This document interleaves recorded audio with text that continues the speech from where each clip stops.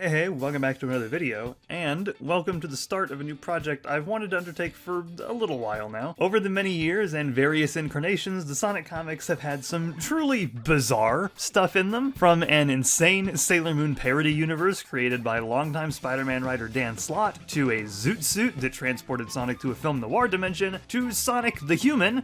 There are plenty of absolutely insane stories or moments that more people really should know about. So today, we embark on a journey to catalog and show off as many of these as possible, either to enlighten other people as to how crazy these comics can be, or just to assure myself that I am not completely insane and seeing things.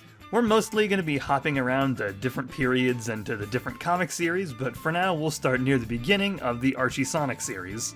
To give some extra context to this, the early days of Archie Sonic are very different to what the book would evolve into later on. It shared the basic premise and cast of the Sonic SatAM cartoon, but where that show was fairly serious, the comics were more in line with Adventures of Sonic the Hedgehog. Silly, slapstick fun for young kids, which fit more into Archie's demographic. So if you're expecting the extra depth and characterization that the series became known for later, yeah, you're not getting that today. Which brings us to our focus for today's outing, the 11th issue of the book. Yep, didn't even make it a whole year before something really crazy happened. And this isn't even the first insane thing that happened in the book, so rest assured we have plenty. This issue is actually very notable for being the first ever appearance of Evil Sonic, who would go on to become Scourge way down the line. And it's the first contribution that prolific Sonic writer and general litigious dickweed Ken Penders makes to the series. So yeah, this one's worth noting for a few reasons. There are 3 stories here, including the aforementioned debut of Evil Sonic, but we're not really concerned with the rest of this issue today. Just the final story. Food for thought, or you are what you eat. It's midnight and Sonic's birthday, so to celebrate such an occasion, Sonic allows himself a late night snack. A plate of chili dogs, because you really couldn't have an early Archie story without chili dogs. Afterwards, Sonic succumbs to their awesome power and falls asleep. He then begins dreaming, and we're treated to this. It's new, it's improved, it's fortified with 18 essential vitamins and iron. It's the fastest food on Mobius, Sonic the Chili Dog. What?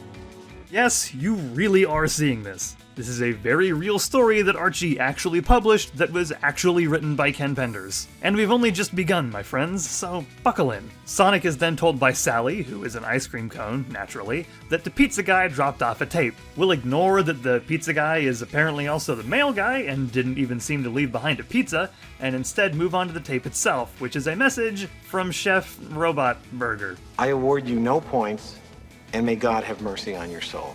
Before we can recover from that no-thought name and design, we are immediately hit in the face with Tails, who is now a carton of french fries. And unlike everyone else who looks like they're just wearing a costume, Tails' entire body is deformed to look like such an item.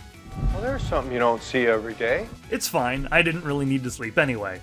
This is an image that has haunted my dreams and nightmares from the day I first read this story. So why is Tails the only one to have his body disfigured in such a manner? You could certainly have designed him to just be wearing something like this that I found on Google after 4 seconds. I imagine it would have been both easier and much less horrifying for everyone involved. Second, given that he is literally a container of french fries, does that mean that the fries are like his brains? Or is this a Frylock situation where they're more like hair and or a secondary set of limbs? I think I just made this way grosser and more terrifying. Either way, those are fries so unappetizing, they make crinkle fries look good. Moving on, the tape is basically just Robot Burger telling Sonic that he's going to fry Tails alive unless he comes by to stop him. You know, tame stuff for kids, like Crocomire and Super Metroid. So like, did he set up this death trap, film this whole thing, and have it sent off and just sit there while waiting for Sonic? Because otherwise, I imagine in the time all this took, Tails would likely be dead by the time Sonic even gets the tape. But no, Sonic speeds off to find Tails very much still alive and in captivity, only to immediately slip on a banana peel and end up on a conveyor belt himself on the way to his own doom. And even worse, they're gonna put mustard on him. Before any of that can happen though, Sonic wakes up from his exercise in total insanity and is treated to his birthday gift, of more chili dogs. And that's the end of it. It's a hell of a weird one, alright? Maybe a little weird to say about a story that even in-universe is a bizarre dream, but somebody still had to think it up regardless in the real world, so I think it's still fair to point out how completely bonkers it is. I can't exactly call it bad since it's just out to deliver some fun times like a lot of the early Archie series, and it definitely accomplishes that, but there's still just a lot of things I've always found weird about it. Like why most characters don't get different names, to the point where the Sonic Wiki had to come up with a whole bunch of them that are much better than what the book actually has, including Princess Sally Acone.